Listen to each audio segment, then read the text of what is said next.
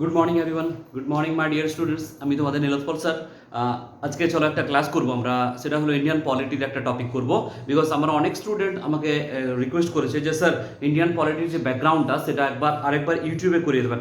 আমি প্রত্যেকটা ক্লাসেই মোটামুটি ইন্ডিয়ান পলিটির যে ব্যাকগ্রাউন্ড সেই ব্যাকগ্রাউন্ডটা আমি পুড়িয়ে দিয়েছিলাম, বাট তবুও আজকে ইউটিউবে এটা করাচ্ছি, অনেকে রিকোয়েস্ট আমাকে করেছিল বলে। ওকে, চলো তাহলে আর আমরা সময় নষ্ট না করে আমরা কন্টিনিউ করবো আজকে ক্লাসটা। না কি পড়বো আজকে আমরা? না আজকে আমরা পড়বো ইন্ডিয়ান পলিটি। ইন্ডিয়ান পলিটি মানে কি? ইন্ডিয়ান পলিটি দ্যাট মিনস আমরা ইন্ডিয়ান কনস্টিটিউশনকে ইন্ডিয়ান পলিটি বলি। তো ইন্ডিয়ান পলিটি কিভাবে শুরু হয়েছিল না শুরু হয়েছিল তার আমাদেরকে প্রেক্ষাপটে বা ব্যাকগ্রাউন্ডে যেতে হবে। এর ব্যাকগ্রাউন্ডে যাওয়ার জন্য প্রথমেই যে ইয়ারটার কথা আমাদেরকে পড়তে হবে সেটা হলো 1946। এই 1946 এ ব্রিটিশ প্রধানমন্ত্রী কি নাম তার? না ব্রিটিশ পিএম। ওকে, ব্রিটিশ পিএম কি নাম? Clement Attlee. ওকে, ক্লিমেন্ট এটলি। ক্লিমেন্ট এটলি তিনি ডিক্লেয়ার করেছিলেন, এই ক্লিমেন্ট এটলি ডিক্লেয়ার করেছিলেন যে আগামী 2 বছরের মধ্যে ভারতকে স্বাধীনতা দিয়ে দেওয়া হবে। কখন তিনি ডিক্লেয়ার করেছিলেন? 1946 সালে। কে ডিক্লেয়ার করেছিলেন? না ব্রিটিশ প্রধানমন্ত্রী। কি নাম তার? না ক্লিমেন্ট এটলি। ওকে, এরকম আমরা কোশ্চেনগুলো পেয়ে যাব। তো ইনি ডিক্লেয়ার করেছিলেন যে আগামী 2 বছরের মধ্যে ভারতকে স্বাধীনতা দিয়ে দেওয়া হবে। তার মানে কত সালের মধ্যে? না 1948 সালের মধ্যে আমরা স্বাধীনতা পেয়ে যাব। ঠিক আছে, তো কোনো দেশকে যখন আর কি স্বাধীনতা দিয়ে দেওয়া হবে বা কোনো দেশ একটা নতুন করে তৈরি হবে, তাহলে সেই দেশটাকে সুস্পষ্টভাবে, সুন্দরভাবে, সুচারুভাবে পরিচালনা করার জন্য কি চাই? না একটা কনস্টিটিউশন বা একটা রুল বুক চাই। আমি তোমাদেরকে বলেছিলাম যেমন রুল বুক আমাদের ফ্যামিলিতে থাকে, যেমন রুল বুক আমাদের একটা গ্রামে থাকে, একটা ব্লকে থাকে, একটা জেলা স্তরে থাকে, একটা রাজ্যে থাকে, তাহলে দেশটাকে চালানোর জন্য একটা রুল বুক বা আইনের বইয়ের দরকার আছে কিনা? যে বইটাকে ঠিকঠাকভাবে চলবে আমাদের কোনটা? না আমাদের দেশটা সেরকম ভালোভাবে চলতে থাকবে। তো এই জন্য তখন কি হয়েছিল না, তখন আমরা কনস্টিটিউশন বা আর কি ইন্ডিয়ান কনস্টিটিউশন বা ইন্ডিয়ান পলিটি যেটা আমরা বলছি, তো সেই কনস্টিটিউশন বানানোর জন্য এই ব্রিটিশ প্রধানমন্ত্রী তার ক্যাবিনেটের 3জন মিনিস্টারকে ভারতবর্ষে পাঠিয়েছিলেন। কি নাম তার? না ওটাকে সংক্ষেপে মনে রাখবে কাল। ওকে, K for Cripps, K for Cripps, A for Alexander, A for Alexander, okay, Alexander and L for Lawrence, and L for Lawrence. ঠিক আছে, এই 3জন ক্যাবিনেট মিনিস্টারকে তিনি পাঠিয়েছিলেন। কোথায় পাঠিয়েছিলেন? না ভারতবর্ষে পাঠিয়েছিলেন। কখন পাঠিয়েছিলেন? 1946 সালে। কে পাঠিয়েছিলেন? British PM Clement Attlee. তো কি কি ক্যাবিনেট মিনিস্টারের 3জন নাম কি কি ছিল? না ক্রিপস, আলেকজান্ডার অ্যান্ড লরেন্স। এই ক্যাবিনেট মিশন যে ভারতবর্ষে এসেছিল, ওকে, এটাকে কি বলছি আমরা? এটাকে আমরা বলছি ক্যাবিনেট মিশন। Cabinet mission. তো ক্যাবিনেট মিশন কেন বলছি আমরা? না এই 3জন মিনিস্টার যাদেরকে আমি সংক্ষেপে কাল বললাম, ক্রিপস, আলেকজান্ডার এন্ড লরেন্স, এরা ছিল ব্রিটিশ প্রধানমন্ত্রী ক্লিমেন্ট এটলির ক্যাবিনেটের মন্ত্রী, তাই এদেরকে ক্যাবিনেট মিশন বলা হয়। তো কোশ্চেন আসে এক্সামে যে ক্যাবিনেট মিশন কখন ভারতবর্ষে এসেছিল? না ইন দ্য ইয়ার 1946, 1946 সালে। ওকে, তো 1946 এ ক্যাবিনেট মিশন যখন ভারতবর্ষে এলো, তখন তারা কি করলো? না তারা আমাদের কংগ্রেসি লিডারদেরকে বলল যে আমাদের প্রধানমন্ত্রী ক্লেমেন্ট এটলি পাঠিয়েছেন আপনাদের দেশের সংবিধানটা নির্মাণ করে দেওয়ার জন্য। ঠিক আছে, তখন আমাদের যে কংগ্রেসের লিডাররা অর্থাৎ মহাত্মা গান্ধী ছিল, জওয়াহরলাল নেহরু ছিল, তেজ বাহাদুর সপ্রু, ভোলাভাই দেসাই, বল্লভভাই প্যাটেল, এরা এদেরকে স্বাগত জানালো, এদেরকে ওয়েলকাম করলো এবং বললো যে ঠিক আছে আমরা আপনাদেরকে সহযোগিতা করব, কোঅপারেট করব, আপনারা আমাদের দেশের সংবিধানটা বানিয়ে দিন। তো এনারা যখন কংগ্রেসের লিডারদের সঙ্গে সহযোগিতা করলো, কারা?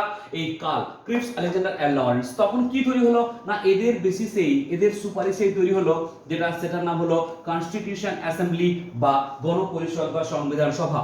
তাহলে কনস্টিটিউশন অ্যাসেম্বলি তৈরি হলো। ওকে, constitution constitution constitution assembly, constitution assembly তৈরি হলো। ওকে, যেটাকে বাংলায় আমরা বলছি, বাংলায় আমরা কি বলি? না বাংলায় একে গণপরিষদ বা সংবিধান সভা আমরা বলি।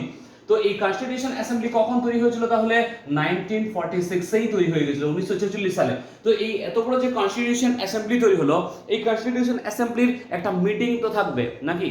ঠিক, প্রথম মিটিংটা কখন হয়েছিল? না এই কনস্টিটিউশন অ্যাসেম্বলির মিটিংটা হয়েছিল 9th of December, 9th of December 1946 এ। কোথায় হয়েছিল সেটা? না কনস্টিটিউশন হলে। কোথায়? দিল্লির কনস্টিটিউশন হল ওটাতে। ওকে, কনস্টিটিউশন কনস্টিটিউশন হল কোথায় সেটা? না সেটা ছিল তোমার দিল্লিতে। ওকে, মেহরৌলি যে জায়গাটার নাম, সেটা দিল্লির কনস্টিটিউশন হলে এটা হয়েছিল। তো এই কনস্টিটিউশন অ্যাসেম্বলির যে মিটিংটা হয়েছিল, এই মিটিংয়ে একটা সভাপতি তো নির্বাচন করতে হবে। তো প্রথমবার যে সভাপতি নির্বাচন করা হয়েছিল কাকে?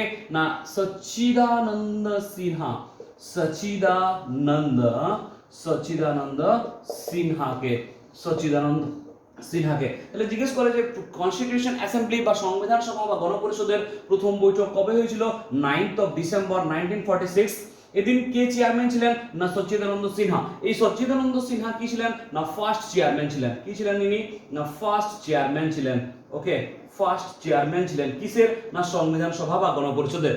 তো এই যে সংবিধান সভা বা গণপরিষদের যে চেয়ারম্যান বানানো হয়েছিল, তো এই সচ্চিদানন্দ সিনহা ছিল সব থেকে বয়স্ক ব্যক্তি। এই কনসেপ্টটা যে কোনো একটা বয়স্ক ব্যক্তিকে কোনো একটা সভার সভাপতি নির্বাচন করা হবে, এটা আমরা ফ্রান্স থেকে পেয়েছিলাম। কোথা থেকে পেয়েছিলাম?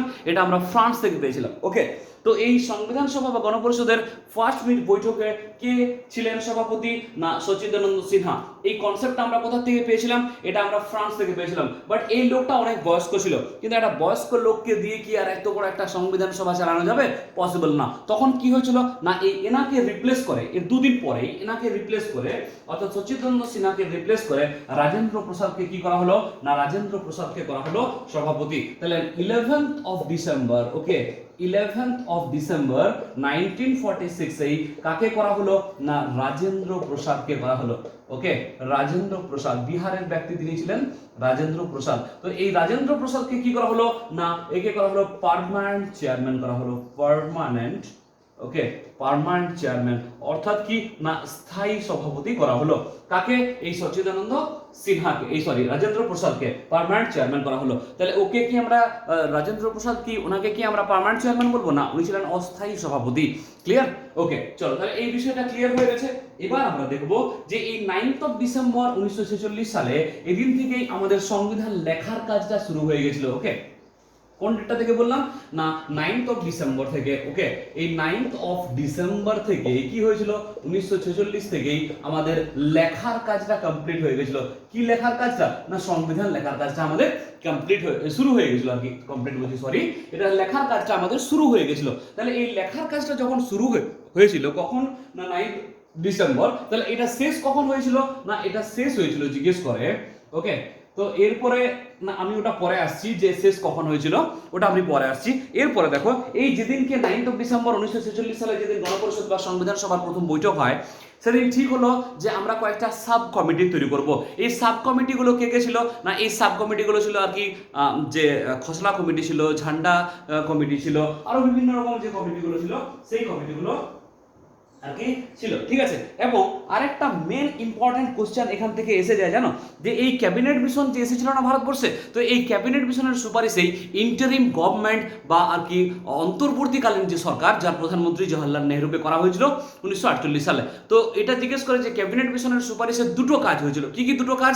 না একটা হয়েছিল তোমার সংবিধান লেখার কাজটা শুরু হয়ে গেছিল, যেহেতু আমরা সংবিধান আজ পড়ছি। আরেকটা ইম্পর্টেন্ট জিনিস হয়েছিল কি? না ইন্টারিম গভর্নমেন্টে শুরু হয়েছিল। তো এবার আমি কি বললাম যে যেদিনকে 1946 সালে 9 ডিসেম্বর যেদিন সংবিধান সভার প্রথম বৈঠকটা হয়, সেদিন বিভিন্ন কমিটি সাব কমিটি তৈরি করা হয়। কোন কমিটি সব থেকে ইম্পর্টেন্ট ছিল? না এটা ছিল ড্রাফটিং কমিটি বা খসড়া কমিটি। তো এই ড্রাফটিং কমিটি বা খসড়া কমিটি যে চেয়ারম্যান হবেন তাকে নিয়ে কংগ্রেসের লিডারদের মধ্যে একটু দুবিধা তৈরি হয়ে গেছিল, একটু মানে তারা আর কি ভেবে পাচ্ছিল না যে কাকে আমরা করব এই কমিটির চেয়ারম্যান। তখন তারা মহাত্মা গান্ধীর কাছে গেলেন এবং মহাত্মা গান্ধী কি বললেন? মহাত্মা গান্ধী বললেন যে মহাত্মা গান্ধী তখন মুসলিম লীগের প্রত্যক্ষ সংগ্রাম দিবসের ফলে সেখানে দাঙ্গা ফেলে গেছিল পুরো ভারতবর্ষে। তিনি তখন নোয়াখালীতে ছিলেন, বাংলাদেশের নোয়াখালীতে। তো তিনি বললেন, তেজ বাহাদুর সপ্রু ওনার কাছে গেলেন এবং বললেন যে আমরা এরকম এরকম প্রবলেমে পড়ে গেছি, কাকে করব আমরা এই কমিটির চেয়ারম্যান, আমরা বুঝতে পারছি না। তখন মহাত্মা গান্ধী বললেন যে তোমাদের মধ্যে যদি আইন কেউ ভালো জানে তো সেটা হলো কে? সেটা বি.আর. আম্বেদকর। তখন মহাত্মা গান্ধীর সুপারিশ অনুযায়ী কি করা হলো? না এই ড্রাফটিং কমিটি বা খসড়া কমিটির, আমি লিখে দিচ্ছি যে ড্রাফটিং কমিটি, ওকে, যে ড্রাফটিং কমিটিটা হলো এই ড্রাফটিং কমিটির কি করা হলো?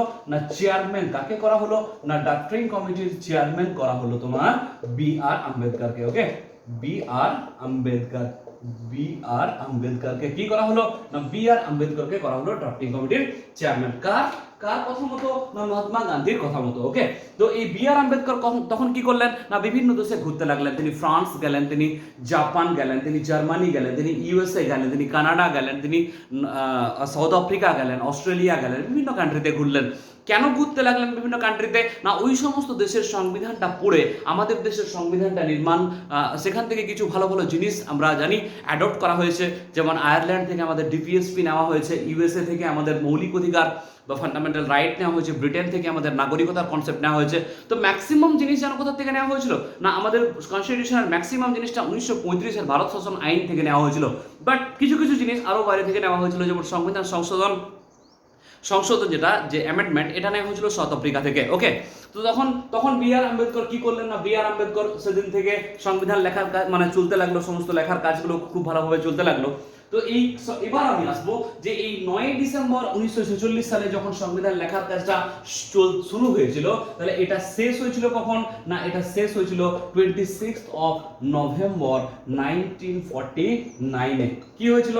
না এটা কমপ্লিট হয়ে গেছিল। ওকে, এই লেখার কাজটা, রিটেনের কাজটা এখানে যখন স্টার্ট হয়েছিল,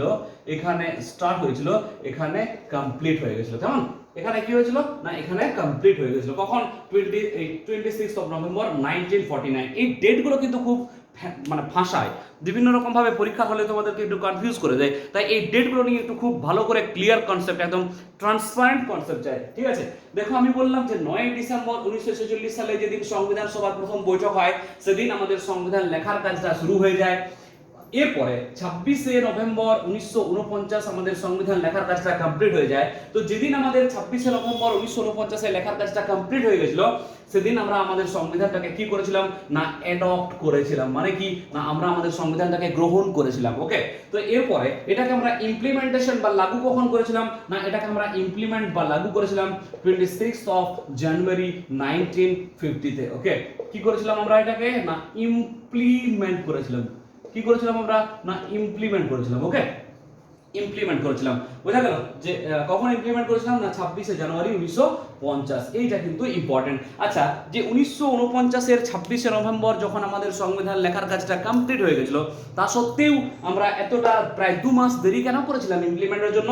না আমরা জানি যে 1929-30-এর কি হয়েছিল? না কংগ্রেসের যে জাতীয় কংগ্রেসের যে লাহোর অধিবেশন হয়েছিল, সেখানে জওহরলাল নেহরু সভাপতিত্ব করেছিলেন এবং তিনি বলেছিলেন যে আগামী মাসের অর্থাৎ ডিসেম্বর মাসে আমরা জানি যে কংগ্রেসের অধিবেশনগুলো হতো। তো আগামী মাসের যে রবিবারটা, সপ্তাহের দ্বিতীয় সপ্তাহে যে রবিবারটা পড়বে, সেদিন থেকে আমরা কি করব? না ভারতের স্বাধীনতা দিবসটা পালন করব। তাহলে 1930 থেকে 1947-এর আমরা স্বাধীনতা দিবস পালন করে আসছিলাম কোন দিনটাকে? না এই 26 জানুয়ারি দিনটাকে আমরা স্বাধীনতা দিবস হিসেবে পালন করছিলাম। কখন থেকে? না 1930 থেকে 1947 সাল পর্যন্ত। কিন্তু আমরা যখন অ্যাকচুয়ালি স্বাধীনতাটা পেলাম, সেই ডেটটা কবে ছিল বাবু? না সেই ডেটটা ছিল 15 আগস্ট। এটা সবাই জানে, 15 আগস্ট 1947। ওকে, তো এই 15 আগস্টে আমরা যখন পেলাম, কোনটা পেলাম? না স্বাধীনতাটা পেলাম। তখন কি আর পুরনো ডেটটাকে নিয়ে চলবো? না, তখন আমরা কি করলাম? তখন আমাদের এটা ছিল আমাদের ইন্ডিপেন্ডেন্স ডে। ওকে, ইন্ডিপেন্ডেন্স ডে এইটা ছিল আমাদের ইন্ডিপেন্ডেন্স ডে, যেটা আমাদের গত পরশুদিন পেরোলো। এটা ছিল আমাদের ইন্ডিপেন্ডেন্স ডে, 75তম আমরা পালন করলাম। ওকে, এরপরে কি হয়েছিল? না এই 26 জানুয়ারি এই দিনটাকে আমরা করলাম এটা আমাদের রিপাবলিক ডে। এটাকে করলাম আমরা আমাদের রিপাবলিক ডে।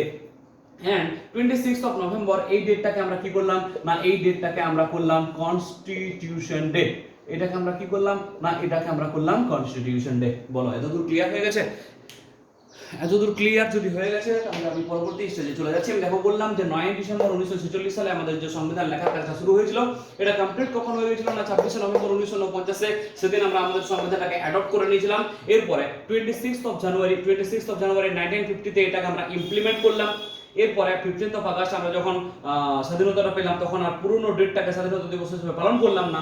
অথচ 1930 থেকে 1947 সাল পর্যন্ত আমরা 26 জানুয়ারি দিনটাকেই আমরা আমাদের স্বাধীনতা দিবস হিসেবে পালন করে আসছিলাম। কিন্তু যখন অ্যাকচুয়ালি স্বাধীনতাটা পেলাম 15 আগস্ট, তখন এইটা হলো আমাদের স্বাধীনতা দিবস। তারপরে 26 জানুয়ারি এই দিনটা আমরা আমাদের সংবিধানটাকে ইমপ্লিমেন্ট বা লাগু করে দিলাম এবং এই ডেটটাকে বললাম এটা আমাদের প্রজাতন্ত্র দিবস বা রিপাবলিক ডে। এন্ড 26 নভেম্বর যেহেতু আমাদের সংবিধান লেখার কাজটা কমপ্লিট হয়ে গেছিল, তাই ওই ডেটটাকে ইম্পর্টেন্স দেওয়ার জন্য এই 26 নভেম্বর ডেটটাকে আমরা কি করলাম? এটা আমাদের কনস্টিটিউশন ডে বা সংবিধান দিবস। Am I clear to everyone? চল, তাহলে এরপরে আমরা দেখে নেব আমাদের অখণ্ড ভারত কিভাবে ছিল আর অখণ্ড ভারত থেকে আমাদের কিভাবে কি হলো। না এরপরে আরো এখানে কয়েকটা একটু ইনফরমেশন জেনে নিই যে এই যে সংবিধান বা গণপরিষদের প্রথম বৈঠকটা হয়েছিল 9 ডিসেম্বর, এটা শেষ বৈঠকটা কবে হয়েছিল জানো? এর শেষ বৈঠকটা হয়েছিল 24 জানুয়ারি 1950-তে। ওকে, এটা কি হয়েছিল না লাস্ট মিটিং হয়েছিল, last meeting.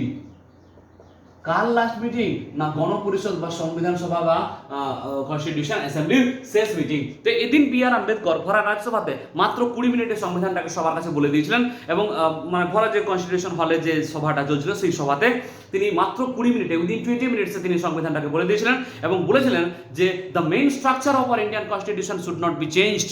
The main structure of our Indian constitution should not be change, মানে কি আমাদের ভারতীয় সংবিধানের যে মূল কাঠামো এটাকে কিন্তু কখনো পরিবর্তন করা যাবে না। এটাকে তিনি বলেছিলেন যে আর কি আরেকটা কথা বেশ ভালো হিন্দিতে এরকম তিনি বলেছিলেন যে मैं तुम्हारा हर एक सवालों का मैं तुम्हारा हर एक सवालों का एक मुकम्मल जवाब हूँ, कभी फुर्सत मिले तो मुझे पढ़ लेना, मैं भारत का संविधान हूँ। কে বলেছিলেন বি আর আম্বেদকর। কবে এই 24শে জানুয়ারি। এবার আমরা আসবো আমাদের অখণ্ড ভারতে, যে অখণ্ড ভারত থেকে কি করে আমাদের এই বিষয়টা হলো। ওকে চল, তো এবার আমরা দেখবো অখণ্ড ভারত। তো 1893 ওকে, তো 1893 1893 তে কাকে না ডুরান্ড লাইন আমাদের টানা হয়েছিল। এই ডুরান্ড লাইন অনুযায়ী আমরা আফগানিস্তানকে আমরা আলাদা করে দিয়েছিলাম। তারপরে 1935 ভারত শাসন আইন অনুযায়ী আমরা বার্মা বা মায়ানমারকে, তৎকালীন বার্মা বর্তমান মায়ানমারকে আমাদের থেকে আলাদা করে দিয়েছিলাম। তারপরে 1947 সালে আমরা ক্যান্সার বা পাকিস্তানকে আমরা আলাদা করে দিয়েছিলাম। ওকে, ক্যান্সার বা পাকিস্তানকে আমরা আলাদা করে দিয়েছিলাম। তারপরে তো আমরা জানি যে 1971 সালে বাংলাদেশ আলাদা হয়ে গেছিল এই পাকিস্তান থেকেই। ওকে, বাংলাদেশ আগে সবগুলো মিলে একসঙ্গে কি ছিল না এই আফগানিস্তান মায়ানমার পাকিস্তান বাংলাদেশ এবং ইন্ডিয়া এবং আমাদের ইন্ডিয়া, এই পাঁচটা মিলে কি তৈরি হয়েছিল না ভারতীয় উপমহাদেশ তৈরি হয়েছিল। ওকে, ইন্ডিয়ান সাবকন্টিনেন্ট, এটাকে বলা হতো যে ইন্ডিয়ান সাবকন্টিনেন্ট। তাহলে এইগুলো সব আলাদা হয়ে গেছিল বিভিন্ন সময়। কখন না 1893 আমরা জানি আফগানিস্তান আলাদা হয়ে গেছিল, ঠিক আছে। তারপরে 1935 বার্মা আলাদা হয়ে গেছিল, 1947 ক্যান্সার আলাদা হয়ে গেছিল, 1971 বাংলাদেশ আলাদা হয়ে গেছিল এবং তারপরে তো আমাদের এই টোটালটাকে এবং আমাদের ভারতবর্ষ একসঙ্গে ছিল, তখন এটাকে আমরা কি বলতাম না অখণ্ড ভারত বলতাম। তো এইভাবে অখণ্ড ভারত আলাদা হয়ে গেছিল। তো যখন 1947 সালে এই ক্যান্সার যখন আমাদের থেকে আলাদা হয়ে যায়, তখন এই লর্ড মাউন্টব্যাটেন একটা প্রাবধান রেখেছিলেন, একটা নিয়ম রেখেছিলেন কি না যে আমাদের 552টা দেশীয় রাজ্য ছিল। কটা দেশীয় রাজ্য ছিল? 552টা। ওকে, তো এই 552টা দেশীয় রাজ্য মানে কারা না দেশীয় রাজাদের পরিচালিত রাজ্য। ওকে, দেশীয় রাজাদের পরিচালিত রাজ্য কটা ছিল না 552টা ছিল। এই 552টা এদেরকে বলা হতো প্রিন্সলে স্টেট।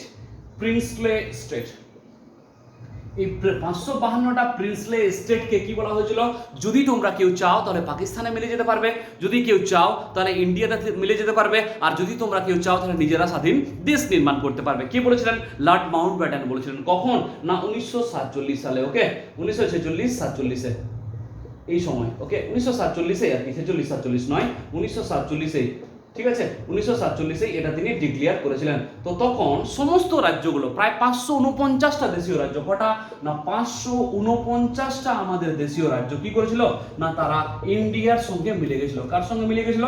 ইন্ডিয়ার সঙ্গে মিলে গেছিল। তিনটা রাজ্য খুব মানবার ছিল, তিনটা রাজ্য খুব মানে তারা নিজেরা উড়ছিল দমে। কিরকম তিনটা রাজ্য কে গেছিল না এক নম্বরে ছিল হায়দ্রাবাদ। এক নম্বরে কে ছিল না এক নম্বরে ছিল হায়দ্রাবাদ। এই হায়দ্রাবাদ কি বললো না হায়দ্রাবাদ বললো আমি পাকিস্তানে মিলে যেতে চাই।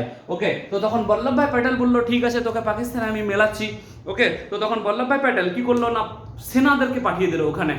সেখানে রাজা নিজাম কে ছিল না নিজাম মুসলিম রাজা ছিল, ঠিক আছে। তো তখন সেনাদেরকে সেখানে পাঠিয়ে দেওয়া হলো, পুলিশের পোশাকে পাঠিয়ে দেওয়া হলো। কেননা ইন্টারন্যাশনাল একটা প্রেসার ছিল যে কোনো রকমভাবে কোনো রাজ্যকে কিন্তু মানে জোর করা যাবে না, তারা যদি চায় সে পাকিস্তানে যেতে পারবে, কেউ যদি চায় ইন্ডিয়াতে থাকতে পারবে।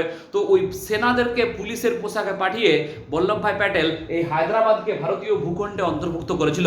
তো এই যে পুলিশি অভিযানটা, এটার নাম ছিল অপারেশন পোলো। কি নাম ছিল? Operation polo. এটার নাম ছিল অপারেশন পোলো। এটার কি নাম ছিল? এটার নাম ছিল অপারেশন পোলো। তো এইটা জিজ্ঞেস করে বিভিন্ন সময় যে অপারেশন পোলো কিসের সঙ্গে সম্পর্কিত, না বলবে হায়দ্রাবাদকে ভারতীয় ভূখণ্ডে মেলানোর জন্য সর্দার বল্লভভাই প্যাটেলের নেতৃত্বে যে পুলিশি অভিযান চলেছিল তার নাম অপারেশন পোলো। ক্লিয়ার হয়েছে? এরপরে নেক্সট যে একটা রাজ্য ছিল তার নাম হচ্ছে জুনাগড়। কি নাম ছিল? জুনাগড়। তো এই জুনাগড় কোন দিকে, না গুজরাটের কাছে জুনাগড়। জুনাগড়ের রাজাও মুসলিম ছিল, ঠিক আছে, এবং প্রজারা সেখানে হিন্দু ছিল। তো জুনাগড়ের যে রাজা ছিল ওর 800টা কুত্তা ছিল ওর সঙ্গে ঘুরে বলতো। কটা কুকুর? 800টা কুকুর ওর সঙ্গে সবসময় ঘুরে বলতো। কুকুর, ঠিক, ডগ, বিভিন্ন প্রজাতির। তো 800টা কুত্তা পালানো ওর শখ ছিল, ঠিক আছে। তো ওই জুনাগড়ের যে রাজা, তখন সেখানে প্রজারা ছিল হিন্দু। তো বল্লভভাই প্যাটেল একবার তো পুলিশি অভিযান করেছে, আর নেক্সট টাইম পুলিশি অভিযান করতে পারবে না। তখন সেখানে জনগণকে বললো যে সেখানে কি করা হবে, না জনমত সংগ্রহ করা হবে। দ্যাট মিনস কি, না পাবলিক ওপিনিয়ন নেওয়া হবে। ওকে, তো এই পাবলিক ওপিনিয়নটাকে কি বলে? এটাকে ইংলিশে একটা টার্ম আছে বিশেষ, এটাকে বলে রেফারেন্ডাম। কি বলে এটাকে? রেফারেন্ডাম। তো এই এবার জিজ্ঞেস করে যে এই জুনাগড়কে কিভাবে ভারতীয় ভূখণ্ডে মেলানো হয়েছিল, না রেফারেন্ডাম করে। ওকে, রেফারেন্ডাম করে কি করা হয়েছিল, না রেফারেন্ডাম করে এই জুনাগড়কে ভারতীয় ভূখণ্ডে অন্তর্ভুক্ত। রেফারেন্ডাম মানে কি, না জনমত সংগ্রহ। ক্লিয়ার? দেন 3 নম্বরে কে ছিল, না হায়দ্রাবাদ জুনাগড়ের পরে ছিল আমাদের জেএনকে। কে ছিল আমাদের? জেএনকে, জম্মু কাশ্মীর। এর সঙ্গে একটু লচাটা অন্যরকম। না দেখো, এটাকে আমি এত দূর হয়ে গেছে তোমাদের, তাহলে আমি এটা উপরটা মুছে দিচ্ছি। দেখো না, এই জেএনকে কি করেছিল, না জেএনকে বলেছিল যে না তো আমরা পাকিস্তানের সঙ্গে যাব, না তো আমরা কার সঙ্গে, ইন্ডিয়ার সঙ্গে যাব। তো তখন এই জেএনকে, ওকে, জম্মু কাশ্মীর, এখানে যে রাজা ছিলেন, ওকে, এখানের যে কিং ছিলেন, সেই কিং এর নাম ছিল হরি সিং। ওকে, কিং এর কি নাম ছিল? সেখানে রাজার নাম ছিল হরি সিং। তো এই রাজা হরি সিং এর যে পিএম ছিলেন, সেই পিএম এর নাম ছিল কে, না শেখ আব্দুল্লাহ। ওকে, তো এই রাজা হরি সিং এর প্রধানমন্ত্রী শেখ আব্দুল্লাহ, তিনি হরি সিং কে বললেন যে মহারাজ, আমরা কাশ্মীরকে কি করব, না আমরা পাকিস্তানের সঙ্গে মেলাবো না আর ভারতের সঙ্গে মেলাবো না, আমরা একটা স্বাধীন দেশ হিসাবে একে নির্মাণ করব। ক্লিয়ার? তো তখন আর কি বললেন যে স্বাধীন দেশ হিসাবে নির্মাণ করব। তো তখন হরি সিং বলল ঠিক আছে, কিন্তু পাকিস্তানি যে উগ্রপন্থীরা, ঠিক আছে, তো পাকিস্তানি উগ্রপন্থীরা তখন কি করেছিল, না এই কাশ্মীরকে অংশ নিজেদের অধিকারে নেওয়ার জন্য সেখানে আক্রমণ করে দিয়েছিল। তো তখন হরি সিং ছুটতে নেহরুর কাছে এসেছে। কার কাছে এসেছে? নেহরুর কাছে এসেছে। ঠিক আছে, নেহরু বলছে বাঁচা लीजिए महाराज, मेरा बीवी बच्चा है, हम मर जाएंगे, क्या करेंगे, ঠিক আছে, कुछ हमको उपाय बताइए। তখন নেহরু বলল ঠিক আছে, আমি পাঠাচ্ছি, সেনা পাঠাচ্ছি, পাকিস্তানি উগ্রপন্থীদেরকে সেখান থেকে হটানো হবে। তো তখন জওহরলাল নেহরু এরকম বললো যে সেনা পাঠাচ্ছি, কিন্তু বল্লভভাই প্যাটেল বললেন যে না, ওইভাবে তো সেনা পাঠানো যাবে না, আগে তুমি আমাকে একটা কিছু প্রুফ দাও যে কাশ্মীরের যতটা সীমানা ততটা ভারতের সীমানা, তবেই না আমরা তোমাকে হেল্প করবো। ইয়েস, তখন এই 26শে অক্টোবর, কখন না 26th of October 1947-এ এই কাশ্মীরের রাজা হরি সিং কি করলো, না সিগনেচার অফ, আমি এখানে লিখে দিচ্ছি যে সিগনেচার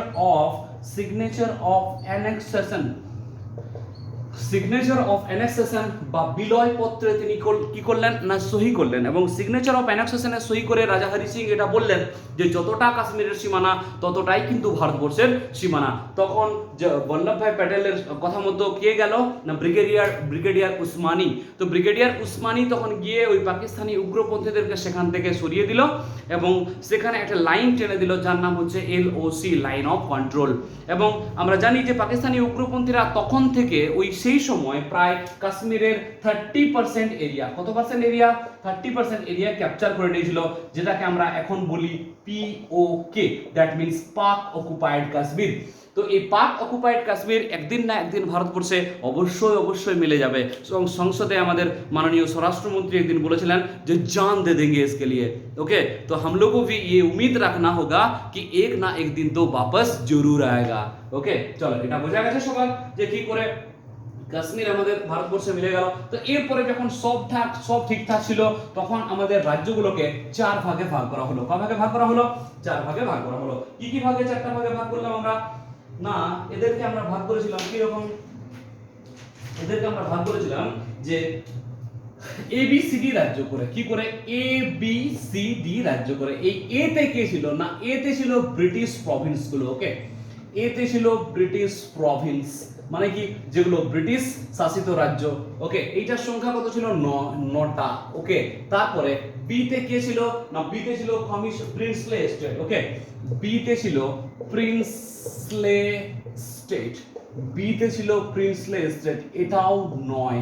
তারপরে সি তে ছিল কমিশনারি স্টেট, কমিশনারি কমিশনারি স্টেট, কটা ছিল? 10টা।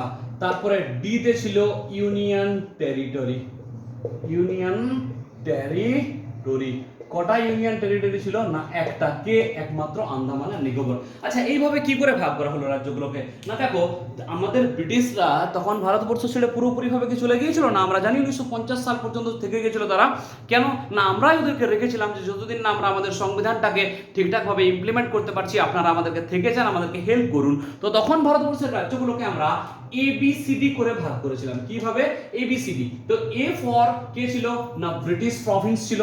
কতগুলো এরকম ছিল রাজ্য? 9টা। এন্ড বি ফর কে ছিল? বি ফর ছিল প্রিন্সলে স্টেট, মানে দেশীয় রাজাদের পরিচালিত রাজ্য। কিছু কিছু দেশীয় রাজারা খুব উন্নত ছিল, তাদের কাছে সেনা ছিল, অর্থ ছিল। তো তখন ব্রিটিশ সরকার বললো, ভারত সরকার বললো যে ঠিক আছে, আপনারা নিজেরা এখন শাসন করুন, পরবর্তীকালে আমরা আপনাদের কাছ থেকে শাসন ক্ষমতাটা নিয়ে নেব। তো তখন প্রিন্সলে স্টেট কটা ছিল না? 9টা ছিল প্রিন্সলে স্টেট।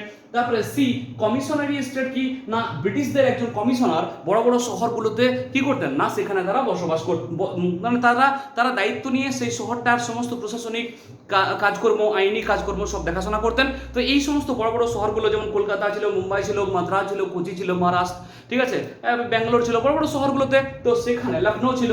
তো এই সবগুলোকে বলা হতো কমিশনারি স্টেট। এরকম কটা ছিল? 10টা। আর ইউনিয়ন টেরিটরি একটাই ছিল তখন, কোনটা ছিল? আন্দামান অ্যান্ড নিকোবর। কে ছিল একমাত্র না? Andaman and Nicobar. Okay, Andaman and Nicobar. এইরকম আর কি 4টা ভাগে আমাদের রাজ্যগুলোকে ভাগ করা হয়েছিল। ক্লিয়ার? তো এরপরে যখন এরকম ভাবে রাজ্যগুলোকে 4 ভাগে ভাগ করা হলো, তাহলে আর তো কোনো সমস্যা থাকলো না। তো তখন আমাদের রাজ্যগুলোকে কি হলো না, এরপরে শুরু হলো আরো একটা প্রবলেম, যে ভাষার ভিত্তিতে রাজ্যগুলোকে ভাগ করতে হবে। কিসের ভিত্তিতে না? ভাষার ভিত্তিতে রাজ্যগুলোকে ভাগ করতে হবে। তো তখন ভাষার ভিত্তিতে রাজ্যগুলোকে ভাগ করার জন্য প্রথমেই যে দাবিটা উঠেছিল সেটা হয়েছিল কোথা থেকে না? অন্ধ্রপ্রদেশ থেকে। কোথা থেকে না, মানে তেলে একসঙ্গে ছিল, যেটা তামিলনাড়ু ছিল। ঠিক আছে, তো ওখানের একজন ব্যক্তি যার নাম ছিল পট্টু শ্রীরামালু। কি নাম ছিল না? পট্টু শ্রীরামালু। তো পট্টু শ্রীরামালু কিসের দাবিতে না? অন্ধ্রপ্রদেশের দাবিতে। কিসের দাবিতে? অন্ধ্রপ্রদেশ, অন্ধ্রপ্রদেশ। ওকে, তেলেগু ভাষাভাষী মানুষের জন্য, কি কোন ভাষাভাষী না? তেলেগু ভাষাভাষী মানুষের জন্য কতদিন না? 56 দিন, 56 ডেজ কি করেছিলেন না? হাঙ্গার স্ট্রাইক করে দিয়েছিলেন। ওকে, 56 ডেজ কি করেছিলেন না? হাঙ্গার স্ট্রাইক করে দিয়েছিলেন।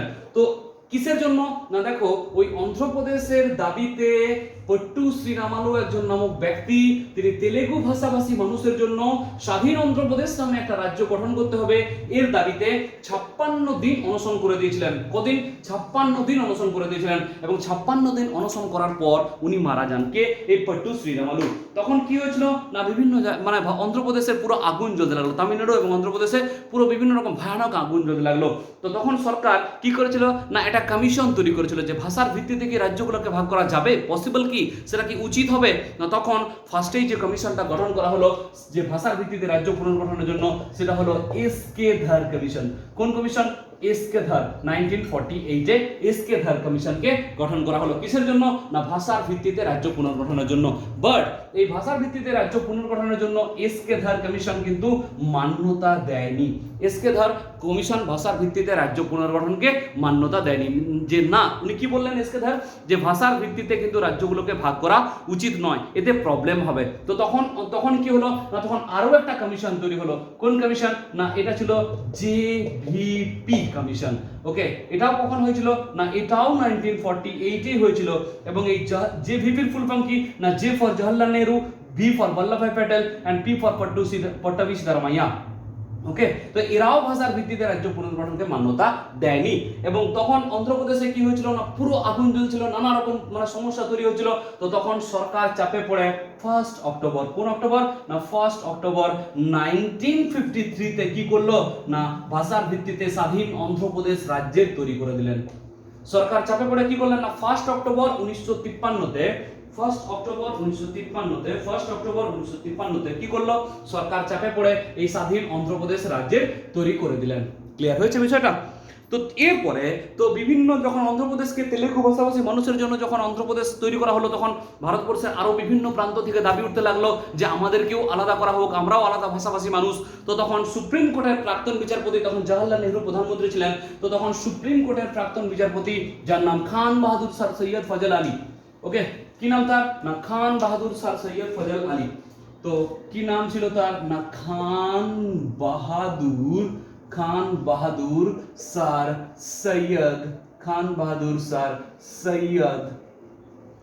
ফজল আলী, একটাই নাম, ওকে, একজনেরই নাম, ফজল আলীর নেতৃত্বে কি করলো না একটা কমিশন তৈরি হলো। এই কমিশনটা কখন তৈরি হয়েছিল না 1953 সালে এটা তৈরি হয়েছিল। ওকে, ফজল আলী কমিশন কখন হয়েছিল না 1953 সালে গঠন হয়েছিল। এবং 1953 সালে ফজল আলী কমিশন তৈরি হয়েছিল এবং কি করেছিল না এটা রিপোর্ট দিয়েছিল এরা 1956-তে। কখন 1956-তে ফজল আলী কমিশন রিপোর্ট দিয়েছিল। ওকে, ফজল আলী কমিশন রিপোর্ট দিয়েছিল এবং এনারা ভাষার ভিত্তিতে রাজ্য পুনর্গঠনটাকে মান্যতা দিয়ে দিয়েছিল। ভাষার ভিত্তিতে রাজ্য পুনর্গঠনকে মান্যতা দিয়েছিল এবং বলেছিল যে এমন নয় যে যে রাজ্যে যে ভাষাভাষী মানুষ থাকবে শুধুমাত্র সেই ভাষাভাষী মানুষ থাকবে, অন্যান্য ভাষাভাষী মানুষ থাকতে পারবে না, এমন ব্যাপারটা নয়। পশ্চিমবঙ্গে কি আমরা দেখেছি শুধু বাংলা ভাষাভাষী মানুষ আছে? না, সমস্ত ভাষাভাষী মানুষ এখানে থাকতে পারবে, কোনো অসুবিধা নেই। এটা কে বলেছিলেন না ফজল আলী কমিশন রিপোর্ট দিয়েছিলেন। কখন 1956 সালে এই রিপোর্টটা পাবলিশ হয়েছিল। এবং তখন আমাদের ভারতের রাজ্যগুলোকে সব মিলিয়ে 14টা স্টেট, কটা স্টেট না 14 স্টেট এবং 6টা ইউনিয়ন টেরিটরি, এবং 6টা ইউনিয়ন টেরিটরিতে আমরা কি করলাম না আমরা গঠন করে দিলাম। ক্লিয়ার হয়েছে? তো এরপরে সমস্ত কিছু যখন ঠিকঠাক ছিল তো তখন আমাদের একটা রাজ্যের নাম ছিল পেপসু। ওই পেপসুটাকে কিন্তু ভাগ করা হলো। কাকে ভাগ করা হলো? পেপসুটাকে আমাদের ভাগ করা হলো। কিভাবে পেপসুটা ভাগ হলো দেখো না, আমি বলছি যে 1956 সালে যখন কে না ফজল আলী কমিশন যখন রিপোর্ট দিয়ে দিল যে ভাষার ভিত্তিতে রাজ্য পুনর্গঠন করা যাবে, কোনো অসুবিধা নেই, তখন আমাদের একটা রাজ্য ছিল PEPSU। এই পেপসুর পুরো কথা হচ্ছে Punjab and East Patiala, Punjab and East Patiala State Union and State Union, PEPSU. এই পেপসু রাজ্যটা কি করলো না পেপসু রাজ্যটাকে আমাদের 4টা ভাগে ভাগ করা হলো। তাহলে পেপসুটাকে ভাগ করার জন্য একটা কমিশন তৈরি হবে। ইয়েস, তো ওই কমিশনটা ছিল সাহা কমিশন। কোন কমিশন না সাহা কমিশন। ওকে, সাহা কমিশন। এই সাহা কমিশনের সুপারিশেই কি করা হলো না পেপসুটাকে 4টা ভাগে ভাগ করা হলো। কিরকম না পেপসুর যে সমস্ত মানুষরা হিন্দি ভাষা বলতো তাদেরকে হরিয়ানাতে রাখা হলো। কোথায় রাখা হলো না হরিয়ানাতে রাখা হলো। আর পেপসুর যে সমস্ত মানুষরা পাঞ্জাবি ভাষা বলতো, তাদেরকে পাঞ্জাবে রাখা হলো। আর পেপসুর যেটা হিলি এরিয়া ছিল, মানে যেখানে পর্বতীয় এরিয়া ছিল, সেই পর্বতীয় এরিয়ার মানুষদেরকে হিমাচল প্রদেশ নামক একটা রাজ্যে রাখা হলো। আর একটা কন্ট্রোভার্সিয়াল বা বিবাদিত এরিয়া ছিল। ওকে, কন্ট্রোভার্সিয়াল এরিয়া একটা ছিল, যেটার নাম হচ্ছে কি না যেটা হচ্ছে চণ্ডীগড়। কি নাম না চণ্ডীগড়। এই চণ্ডীগড়কে কি করা হলো না চণ্ডীগড়কে এই পাঞ্জাব এবং হরিয়ানার ক্যাপিটাল বানানো হলো। কি বানানো হলো এর না এর পাঞ্জাব এবং হরিয়ানার ক্যাপিটাল বানানো হলো। আর চণ্ডীগড়কে একটা ইউটি বলে সম্বোধন করা হলো, অর্থাৎ ইউনিয়ন টেরিটরি বলে গঠন করা হলো। দেখো আমি বললাম কি না এই পেপসু রাজ্যটাকে ভাগ করার জন্য কোন কমিশন এসেছিল না এইটা বলবে যে সাহা কমিশন এসেছিল। সাহা কমিশনের সুপারিশে পেপসু রাজ্যটাকে আমাদের ভাগ করা হলো। পেপসুর পুরো কথা কি না Punjab and east Patiala state union. ওকে, তো এই পেপসুর যে সমস্ত মানুষরা হিন্দি ভাষাভাষী মানুষ ছিল তাদেরকে হরিয়ানাতে রাখা হলো। পেপসুর যে সমস্ত পিপলরা পাঞ্জাবি ভাষাভাষী মানুষ ছিল তাদেরকে পাঞ্জাবে রাখা হলো, আর যেটা হিলি এরিয়া ছিল সেটাকে হিমাচল প্রদেশ করা হলো, আর যেটা কন্ট্রোভার্সিয়াল বা বিবাদিত এরিয়া ছিল সেটা কি করা হলো চণ্ডীগড়, এবং চণ্ডীগড়কে কি করা হলো ইউনিয়ন টেরিটরি গঠন করা হলো। এবং চণ্ডীগড় যে ইউনিয়ন টেরিটরিটা, এই ইউনিয়ন টেরিটরি ক্যাপিটাল কাকে কাকে করা হলো না পাঞ্জাব এবং হরিয়ানার একসঙ্গে ক্যাপিটাল করা হলো, কাকে না চণ্ডীগড়কে। তাহলে দেখো সমস্ত ঠিকঠাক, আমাদের রাজ্যগুলো সব ঠিকঠাক হয়ে গেল, আর কোনো অসুবিধা নেই, দেশ আমাদের এবার সুন্দরভাবে চলতে লাগলো। তো এর পরবর্তী যে ক্লাসে, আজকে আমরা ক্লাসটা এখানে পর্যন্তই রাখলাম। এর পরবর্তী ক্লাসে আমি কি করব না, এখানে আমাদের বলেছিলাম যে দ্য মেন স্ট্রাকচার, অর্থাৎ 24শে জানুয়ারি 1950 ডক্টর বি আর আম্বেদকর বলেছিলেন the main structure of R Indian constitution should not be changed. ওকে, তো ওই মেন স্ট্রাকচারে কি ছিল, দেয়ার আর 8 শিডিউল ছিল, 22 পার্ট ছিল এবং 395 আর্টিকেল ছিল। তো এর পরের ক্লাসে আমি তোমাদেরকে 8টা শিডিউল সম্পর্কে আলোচনা করে দেবো, যে কি কি শিডিউলগুলো ছিল। 8টা শিডিউলকে পরবর্তীকালে 12টা হয়েছে, 12টা শিডিউল পড়িয়ে দেবো। ওকে, তারপরে কি করবো না, পার্ট 1টা যতদূর সম্ভব পার্ট 1টা কমপ্লিট করে দেবো, তারপরে আস্তে আস্তে পার্ট 2 পার্ট 3 আমার অলরেডি দেওয়া আছে, দেখবে তোমরা যে পার্ট 3 বা ফান্ডামেন্টাল রাইটের একটা ক্লাস সেখানে দেওয়া আছে। ওকে, চল তাহলে আজকে আমরা এখানেই ক্লাসটা শেষ করলাম। তোমরা মনসা পূজাতে একটু পড়াশোনা করো, আমরা কিন্তু তোমাদের সঙ্গে থাকবো। চলো, বাই, জয় হিন্দ।